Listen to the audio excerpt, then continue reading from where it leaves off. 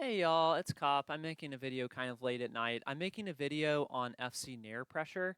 I'm in Uncle Punch Community Edition. These are the OSDs I've got turned on, and I'm just going to attack on shield training. So what this video is about +2 Nair, +3 Nair, and +4 Nair. I think we'll have a little bit for most skill level of Peaches. Like most people learn like a little something here. So the first Nair I want to talk about is +2 Nair. So how you do this is from insta-float. So how you insta-float is you press and hold jump, and you want to be holding down as you exit jump squat. So that looks like this.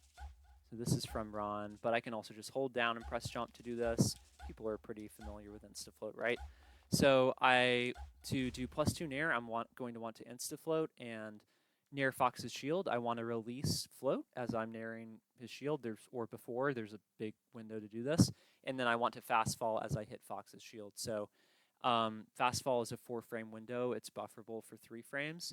And I want to time the fast fall so it's during the shield hit lag, like while I'm hitting Fox's shield. If I time it well, I should fast fall as soon as I exit that animation.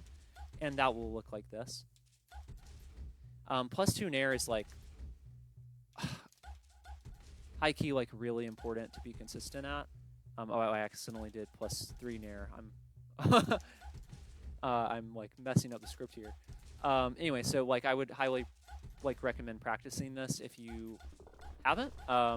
So like the first half of practicing is what I'm doing right now, and then from this you want to practice acting as soon as you can. The 2 main things you want to mix up from this position are down smash. So we would like to down smash. I'm kind of being slow on these. There we go. That's frame perfect. Here's another frame perfect one. So we want to do down smash, obviously, and we want to do grab. So when you light shield like that, that means you were early. So with grab, high key, like I think there's an incentive to be like maybe slightly late because, or I'm getting a bunch of frame perfect ones, but because light shield just sucks, right? But anyway, so that's +2 Nair into the main things we want to do are down, grab and down smash. Some other things you might want to do, like against like Sheik, you might want to down tilt. Like high key, like cross up Nair is also like really good, especially like if you're like fighting Sheik. Cross up Nair can be really cracked. But yeah, in general, like if you like grab and down smash well and like consistently get +2 Nairs and like act time fast, like you'll be doing pretty good. One thing I want to caution against specifically is jabbing too much. Jab is like totally reasonable to use in shield pressure, but you want to be using jab when you're like either just neutral on hit, like on shield pressure situations, or negative. So like let's say I do a high Nair, I'm like worried about getting shield grabbed. So I'm like +0. It's like super reasonable to like go for grab there. Right. Like I don't have my like normal like sequence set up. Like jabbing's totally reasonable. But like from a +2 situation, like jabbing is just like a waste of shield advantage, right? Okay, so the next things I want to talk about are +3 Nair and +4 Nair. So people in Peach R&D are like, I feel like always asking me about subfloat, and I kind of get pissed because like a lot of people like asking about subfloat all the time are like literally beginners. And like, you know, maybe if you're a beginner, it doesn't actually make most sense to learn like subfloat stuff first, but it's actually like also pretty reasonable to learn. So I want to not push back on this in this video and just like talk about some of the reasons why subfloat may actually be more consistent than it initially seems. So how you subfloat is you're going to jump, and then the frame before you're airborne, you're going to input jump again while holding down, and you're going to get the lowest double jump, which is going to give you like a really low position, right? So that looks like, oh gosh. Like this. Wow. Okay. Okay, I swear I can hit that. That was scary. Anyway, so you get the double jump sound right, and you get this like very low distinctive animation. And yeah, so subfloat's super cracked, like high key, because like it's just like super easy to get +4 aerials. Maybe not if I act frame 11 from. And there's a +3, which I'm about to talk about. +4, right? Like subfloat is just like so good. There's another +3. There's another +3. I'm about to talk about this. +3 again. So here's what I'm really getting at with this video, which is so great. Here's the thing.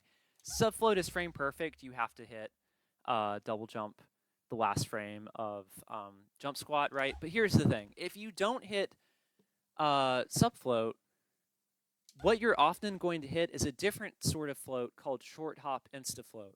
What the heck is short hop insta-float? Well, I'm glad you asked, because you should have read my Smashboards post from 2018 about this, okay? You should have been reading the Smashboards post.